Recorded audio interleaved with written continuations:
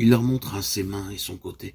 Il souffla sur eux et leur dit, « Recevez le Saint-Esprit. » Jean 20, 22. Christ nous a rachetés de la malédiction, ayant été fait malédiction pour nous, afin que nous puissions recevoir la promesse de l'Esprit. Galates 3, 13, 14. Ces paroles affirment expressément que le don du Saint-Esprit est en relation étroite avec le sacrifice du calvaire. Quelques jours avant de donner sa vie, le Seigneur avait annoncé à ses disciples qu'il leur enverrait le Saint-Esprit. « Je vous enverrai de la part du Père l'Esprit de vérité qui procède du Père. C'est lui qui rendra témoignage de moi. » Jean 15, 26. Le Saint-Esprit fut donc envoyé par le Fils racheté pour qu'il les préparât d'abord. Jean 14, 26. Pour qu'il rendisse témoignage ensuite. Il ne parlera pas de son chef, nous dit le Seigneur, mais communiquera la pensée du Père et du Fils à ceux qui lui sont confiés. Jean 16, 13, 14. Il révélera les desseins éternels du Père et glorifiera le Christ dans tous les rachetés, en prenant de sa plénitude pour la leur communiquer. Ce fut le jour même de sa résurrection que Jésus se présenta aux disciples réunis dans la chambre haute à Jérusalem, et, se tenant au milieu d'eux, qu'il souffla sur eux et dit « Recevez le Saint-Esprit » Jean 20, 19, 22. Après l'ascension, et lorsqu'il eut reçu du Père la promesse du Saint-Esprit, il en baptisa le petit groupe des disciples qui, dans l'oraison et d'un commun accord, attendaient l'accomplissement de la promesse. Baptême qui devait les rendre capables de rendre témoignage à sa mort et à sa résurrection.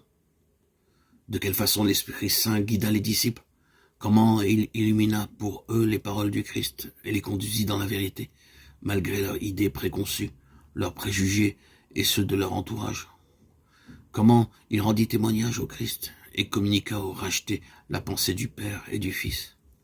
Glorifia le Fils et prit de sa plénitude pour en revêtir les disciples. Nous le constatons en lisant les Actes des Apôtres. Dans ses épîtres, Paul nous montre que le Saint-Esprit ne peut venir qu'en ceux qui sont crucifiés avec Christ. Christ nous a rachetés, écrit-il, afin que nous puissions recevoir l'Esprit. Le mot racheter nous ramène au calvaire. Bien plus. Il a été fait malédiction pour nous, selon qu'il est écrit, maudit est quiconque est pendu au bois, afin que nous ressuscions par la foi la promesse de l'Esprit. Galates 3, 13, 14. Puisque Christ a été fait malédiction à notre place, nous sommes les maudits, pour qui il est mort sur la croix, étant notre représentant. Il nous y conduit avec lui. Que la malédiction de la croix soit associée à la promesse de l'Esprit nous dit assez clairement les conditions nécessaires à son action en nous.